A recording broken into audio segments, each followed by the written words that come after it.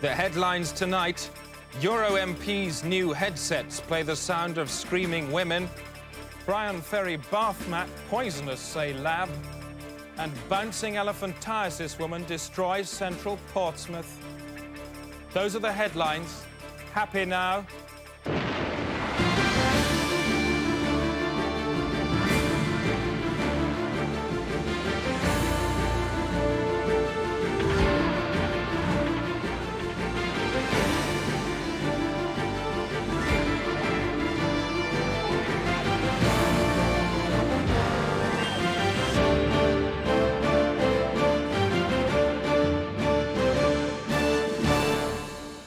Hello, sir. On the day-to-day tonight, MP in heartless outburst after bomb goes off in Hurd's bath. Well, one bomb's going off in the Foreign Secretary's hand, but all he does is say, well, I didn't need that hand anyway. And a warm handshake from Michael Heseltine for the children he is about to release into the woods and shoot. How do you do? Nice to say hello to you. The Bank of England is in chaos following the discovery that the pound has been stolen. As the news broke, trading rooms were plunged into chaos. Even seasoned campaigners known for grace under pressure reduced to squawking the day's panicked cry. What's happening? What's happening? The pound was stolen at 1:30 this afternoon by thieves dressed as cleaners. They drove a white Montego. Helicopter police gave chase, but despite the shunt, the men escaped, making good with their legs across open ground. As city markets crashed and flew off, the government tried to stabilise the economy with an emergency currency based on the Queen's eggs, several thousand of which were removed from her ovaries in 1953 and held in reserve. This meant anyone mad enough to seize on the panic selling of dead pounds could become a dollar millionaire in less than an hour. How much money have you personally made today? Probably about 10 million. Wow. Throughout the day, bank officials have refused to confirm the rumours that the pound was only vulnerable at all because they removed it to play with at lunchtime and forgot to put it back. Later tonight, we'll be asking Malcolm Rifkin for his view and asking him why he likes pulling the legs off live dogs and shooting foreign policemen. The day-to-day homicide news. I'm Alan Partridge. Hello. Rally driving. The championships start tonight, but here's what I got up to this morning. Hi, you join me with Susie Herper, one of this Britain's top lady rally drivers. Susie, you're going to be subjecting me to some atrocious punishment. What's that? Well, I'm going to take you around the course that I won the rally on recently. Right, fantastic. And the stickers, what are the stickers for? Advertising. It's as simple as that. Yeah. Really is that simple. Before we go around the course, just to explain, this is a modern camera that will be watching all my facial movements. It's the size of a slim Panatella cigar. One more thing, it's a great model, it goes like a bomb, and the car's not bad either. Come on, let's go burn some rubber. I see you quite, oh, hey, hey, spunky lady. Hence the bumpiness. Yeah, certainly know how to handle this bitch. You keep her in line. I like it. It's good. You take another scruff of the neck and you let it know who's the queen. The car's the bitch. You are the queen and I like it. Yeah, whoa. Yeah. Yeah. Okay. Easy. Easy. Yeah. Whoa. See what I'm doing with the What's steering? there? What's there? Yeah. Why are you stupid? Watch out for that! Careful! Well, whilst driving like she was, maybe big and clever on the rally track, it certainly isn't on a housing estate. Remember, lives matter. Chris. It's been revealed that the junior Treasury Minister, Michael Portillo, carries a sawn-off shotgun to constituency meetings, corners children in parks and chews their cheeks, and has frequent sexual intercourse with stray animals, claiming, as long as it's got a backbone, I'll do it. That story we reported last week and have since discovered it to be untrue. Paul Boteng. Do you feel that young people are taking the right cues from their culture? I think young people make a contribution and indeed form the culture in which they live and in which we all live. How do you feel about some of the more dangerous elements of their cultural melee? I don't know what you mean by their more dangerous elements. We're talking bang. I'm talking guns. I'm talking about people like Uzi MC, the Blood Rap movement, Herman the Tosser. How do you feel when young people are presented with the sort of stuff that they're churning out? I think it's rather sad.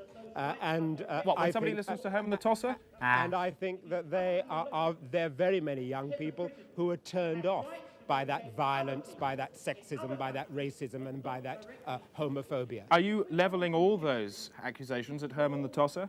No, I'm not. Herman the Tosser is not someone who has invaded my own particular consciousness. And although clearly he has invaded yours, it is a concern of yours. It sounds to me rather. It sounds to me too. It sounds to me rather. And it sounds to me too. Rather an unpleasant name, but he may be a delightful and inoffensive person. The day today. The last scintilla of doubt just rode out of town. The American serial killer Chapman Baxter is to be executed today by the dead body of his last victim. Barbara Wintergreen reports.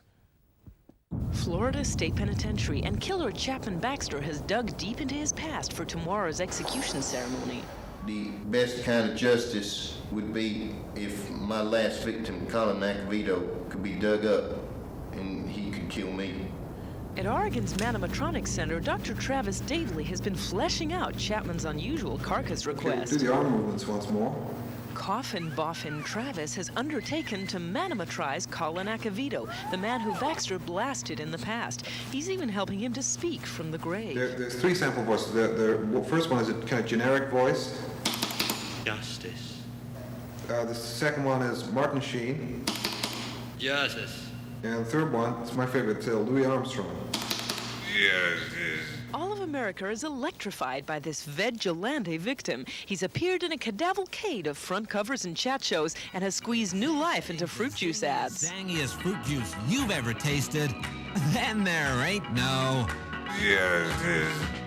Live Wire Acavito is dating supermodel Kendall Ball, who seems stuck on the stiff. Colin's kind of cute. He's strong and silent, and he doesn't bullshit me like other guys. Do you get to spend a lot of time alone together? Well, no, because Travis is always with us, but I kind of like it that way. I've got this little dream whereby there's a whole village of reanimated corpses, and if you like, a kind of control tower in the center of that village with a bank of monitors, and I control all the corpses. Why use corpses? Why not normal people? Why don't you just leave things the way they are? Because normal people, because I wouldn't have my tower. I want a tower. The day of justice, and Baxter gets to renew his acquaintance with a body of evidence. In whose voice do you wish justice to be done? Martin Sheen. Thank you very much. You may proceed. Colin needs a few moments to decompose himself before delivering a stiff charge to Baxter. Justice.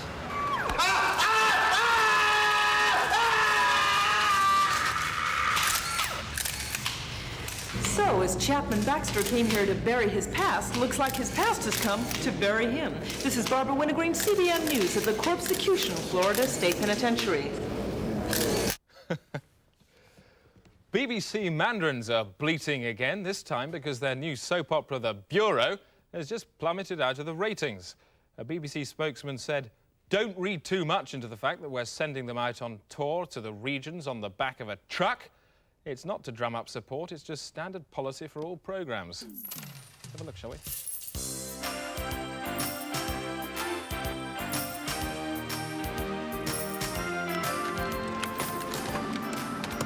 Maria? Yeah? You know I'm gay? Yeah. Well, do you think it's possible for a gay man to love a woman? Of course it is, Guy. There's no rules to love. You've got to follow your heart. Maria? Yeah. I love you. Watch out, it's Hannity. Boy, I'm trying to run a high-class bureau de change, not some two-bit nipple peep show in Rio de Janeiro. Ange, where you been all day? We've been worrying about you. It's not Ange anymore, actually. It's Mrs. Hannity to you.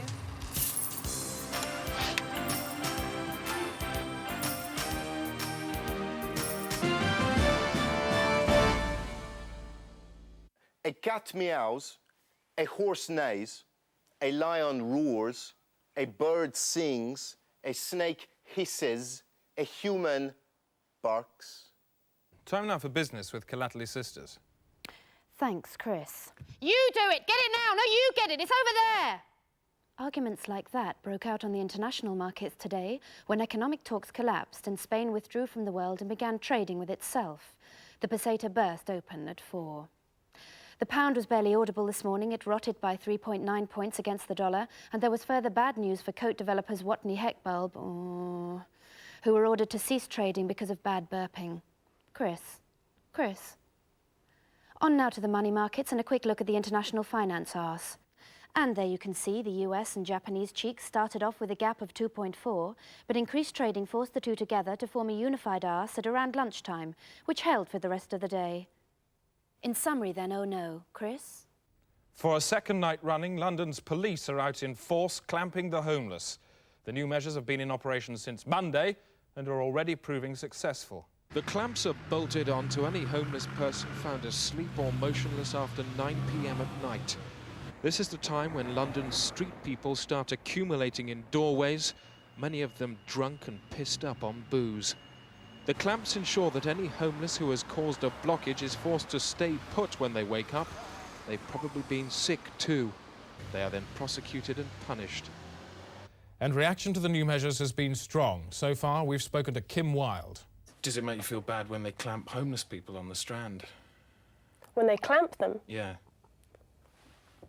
Businesses on the Strand getting in people to clamp them so they can't move away, and then they're persecuted. And then they fine them for being in the way. I didn't know that. That's awful. Would you call for clamps to be illegalised? Certainly on human beings. It's obscene. Environmation from me, Rosie May. A revolution in household heating is sweeping across America. Frozen fire. Normal fire is solidified in special cold furnaces and packaged for home freezer storage. It can then be defrosted at a later date and poured onto logs. Frozen fire saves heat. The echo from the nuclear bomb which destroyed Hiroshima is set to devastate the city again. Half of the original blast has ricocheted off Jupiter and will strike Japan in 2041. It's not yet known whether the city will be evacuated.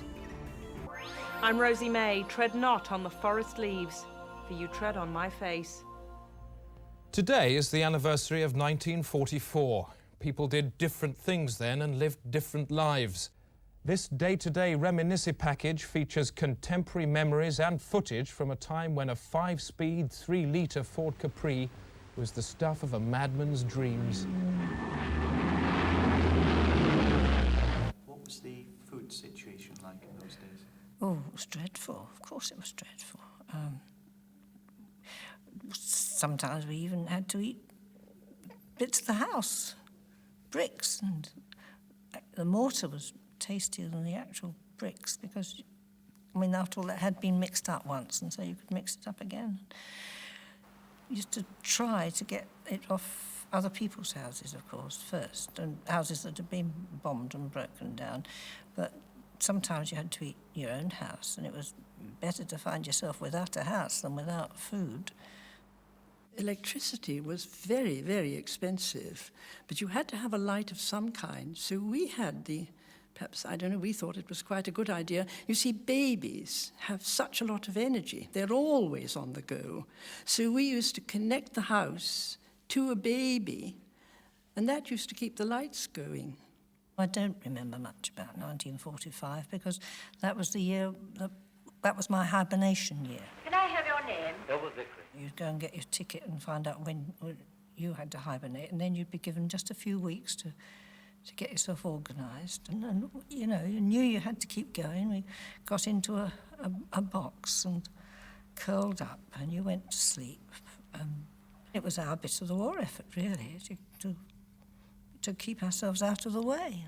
Well, during the war, everybody was called up to be in the war cabinet, and I was called up to be the foreign secretary for a month. So there I was in meetings and having to express opinions, and I had to travel abroad.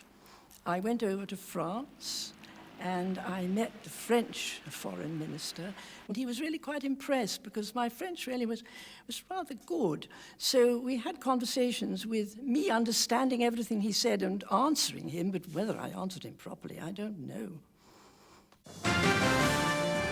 This is the day-to-day.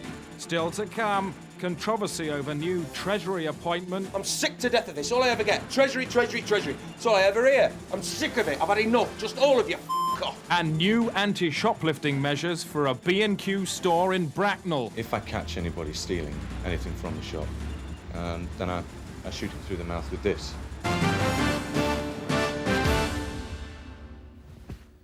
The number of MPs in Westminster suffering from Slemmel's disease has risen to 22. Slemmel's disease is caused by a brain virus that affects the victim's ability to read. They can see the words but have no idea what they mean.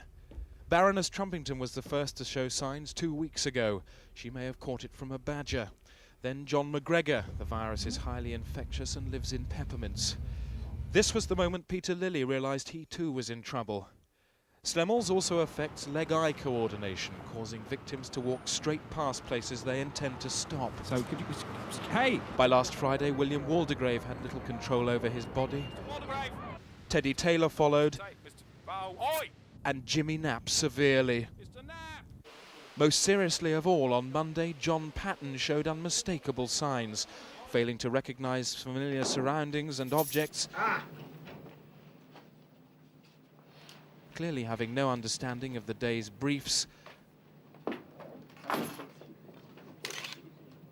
The second document proved equally mysterious, and the third he couldn't even be bothered to try. And the disease shows no sign of stopping. This morning, Malcolm Rifkind appeared lost when he was just 20 yards from his office. Doctors say the only treatments they can offer so far are rubbish. A man sees God in his car. He crashes. Today's historic trade agreement between Australia and Hong Kong marks a new season of hope for the future of world trade. The two countries have been at each other's throats for years, but now the hatchet's been buried by a treaty which allows unrestricted trading between all parties at all levels. I'm joined now by Martin Crace, the British Minister with special responsibility for the Commonwealth, and Gavin Hawtrey, the Australian Foreign Secretary in Canberra. Gentlemen, this is pretty historic stuff. Well done. A future of unbridled harmony then, Australia? Yes, I think Martin Crace and I can be pretty satisfied. It's a good day. And if, as in the past, Australia exceed their agreement, what will you do about it? This is a very satisfactory treaty, which I'm sure will work well. Naturally, if the limits were exceeded, then this would be met with a firm line, but I can't see this being necessary. Mr. Hawtrey, he's knocking a firm line in your direction. What are you going to do about that? Well, in that case, we just reimpose sanctions as we did last year. Sanctions? Hang on a second. They've only just swallowed their sanctions and now they're burping them back up in your face. I think sanctions is rather premature talk. Certainly, if sanctions were imposed, we should have to retaliate with appropriate measures. But I can't see... Appropriate measures is a euphemism, Mr. Hawtrey. You know what it means. What are you going to do about that? Well, I just have to go back to Cabinet. And ask them about what? Well, I don't know. Maybe it's a matter for the military. The military? I think military measures is totally inappropriate reaction, and I think this is way, way over the top. Sounds like you're being inappropriate, are you? Of course I'm not being inappropriate. Martin Crace knows that full well. This is the sort of misunderstanding that I thought we'd laid to rest during our negotiating period. Misunderstanding it certainly is. It's certainly not a treaty, is it? You're both at each other's throats. You're backing yourselves up with arms. What are you going to do about it? Mr. Hawtrey, let me give you a hint. Bang! What are you asking me to say? You know damn well what I'm asking you to say. You're putting yourself in a situation of armed conflict. What are you plunging yourself into? You'd like me to say it? I want you to say it, yes. You want the word? The word! I will not flinch. You will not flinch from? War. War. Gentlemen, I'll put you on hold. If fighting did break out, it will probably occur in Eastman's Town in the Upper Cataracts on the Australia-Hong Kong border. Our reporter Donald Bethlehem is there now. Donald, what's the atmosphere like? Tension here is very high, Chris. The stretched twig of peace is at melting point. People here are literally bursting with war. This is very much a country that's going to blow up in its face. Well, gentlemen, it seems you have little option now but to declare war immediately. Well, this is quite impossible. I couldn't take such a decision without referring to my superior, Chris Patton. He's in Hong Kong. Good, because he's on the line now via satellite. Mr. Patton, what do you think of the idea of a war now? I'll take that as a yes. Very well, it's war. War it is. That's it, Chris. It's war. War has broken out. This is a war. That's it. Yes, it's war. From now on, the Day-Today will be providing the most immediate coverage of any war ever fought. On the front line and in your face, Donald Bethlehem. Standing by, Douglas Hurd. The Day-Today smart bombs have nose-mounted cameras. This is Smart Bomb Stephen, and that is Susanna Gekelois. I'll be reporting from inside the fight. Like some crazy Trojan. And keeping an eye on everything that's going on out there at the Day-Today news pipe, Douglas Trox. Chris. But first, the weather from Sylvester Stewart. And now the weather, starting in the southeast, where the sun should plop through after a dull start, a bit like having your hand sewn back on after a farming accident. Let's revolve the weather collar now, 70 degrees to the Midlands, where I was first bereaved. And there'll be a large cack of heavy cloud covering the area, but it should stay dry enough for you to dance outside until our Lord Beelzebub calls upon us. Now, if we rotate the throat circle back to the West Country, and you can see there'll be several gits of bad weather across most of the sky. Some rain, but no more severe than soft porn. In summary then, and that's all the weather. Back to the war, and on the front line in Eastman's Town, our reporter Donald Bethlehem. Donald, what's the latest? As I swilled the last traces of toothpaste from my mouth this morning, a soldier's head flew past the window, shouting the word victory. Seems to be a lot of action behind you there. Have you seen any fighting yourself? Today I saw an old woman on the ground. She was lying in a pool of her own tomatoes. Thank you, Donald. Earlier today, I've been down among the fighting myself. This is my report. There's something about the way these people move that tells you they are a nation at war. Look into their eyes and you can read the words, "I have a reservation at the restaurant of death." It's a messy bistro with a bad name for soiling its customers' clothes. We've seen only one napkin in 4 days. The people here are confused, spending most of their time running about like idiots. Earlier today, we met a family who, thanks to this war, now have no home.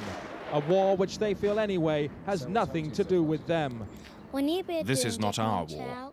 We are being forced to swallow the rotten egg of an angry political goose. That boy is now a war orphan. One more victim of what they call here the desert confetti. I have a child about his age myself. When I phoned him 10 minutes ago, I told him to move out of the house to make room for his new brother. Back live now. Progress on the Day-Today smart bomb. Jonathan, get rid of Hurd. Thanks. Well, as you can see, Chris, there's the missile cruising about 2,000 per second, trying to locate the target, the soldier it's aimed at. There's a soldier, it goes in through the mouth there, down the esophagus, into the stomach. There's the explosion. Absolutely bang. That's the Day-Today, bringing you another tear on the face of the world's mother. Alan, sport. Thanks, Chris. And now some late-night soccer results. I'm Alan Partridge. This is Division 2. Hull Paragraph 5, Portsmouth Bubblejet 1. Sheffield Hysterical 3, Chunky Norwich 1. Richmond Arithmetic versus Nottingham Marjorie match postponed due to bent pitch. Good night.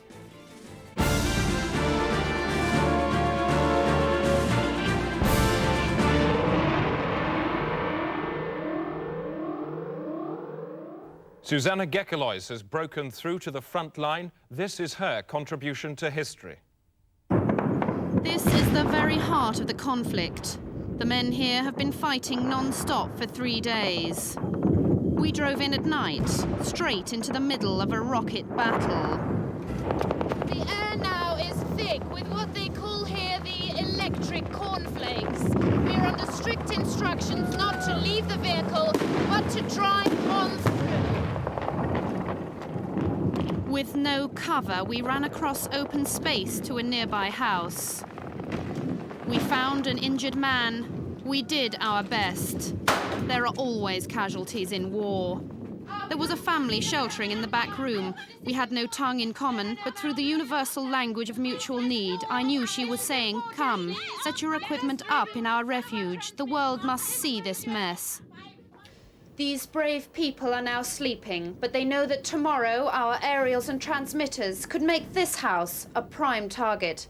Chris. Back to the war now, and in the noise and heat of what they call here the flying scissor beans, there is no optimism, or at least wasn't, until just 2 minutes ago when we received these pictures of a miracle from the front line less than a mile from where I'm standing. This was the scented rose in the bum gut of Satan, for here at 7:13 precisely, the fighting stopped. Soldiers who moments earlier had been shooting each other's teeth out suddenly put down their guns and joined in peaceful commune. Some played games, or like these men, planned a musical.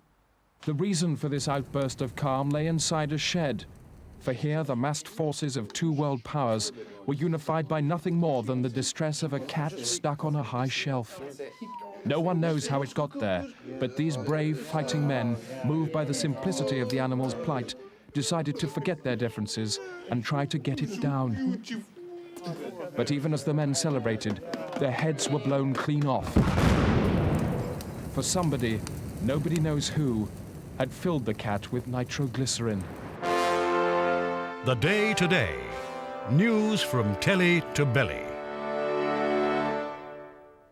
Just time for a quick look at tomorrow's headlines. Plastic surgeon arrested with stash of stolen mouths. That's in the Express. The Hull Aphrodite, police chief crushes lizard with whistle. There he is, looking wretched. The Daily Mail, child made of paint wins by-election. The Murdoch papers tomorrow, crazed wolves in store, a bad mistake, admit mother care. And there's the same story in The Sun. And the Daily Mirror have a special pull-out note for the milkman, 5 pints, please. They'll be doing 3, 2 and 4 later in the week. That's it. That's the Day Today. On the day, a man on this programme told how he was menaced by Hugh Scully. He just came in and went... then went out. That's it. Good night.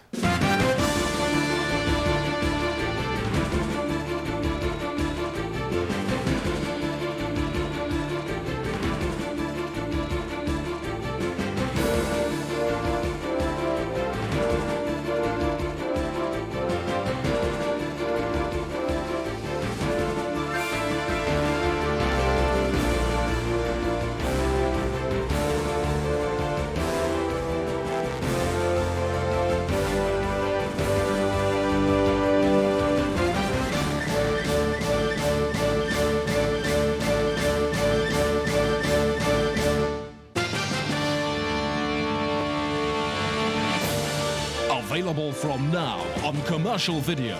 The Day Today, This Is Our War. Featuring the men and women who sacrificed themselves at the altar of fact. And the beat of over 1,000 pop classics.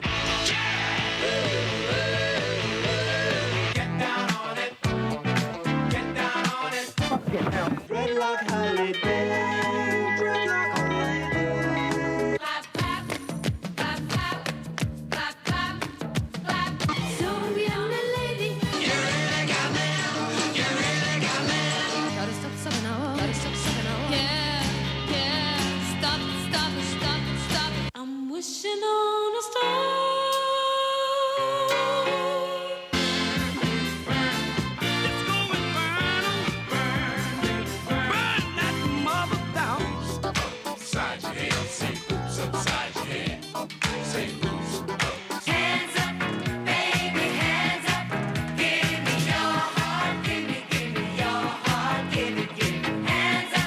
The Day Today, This Is Our War. Bang after bang after bang after bang.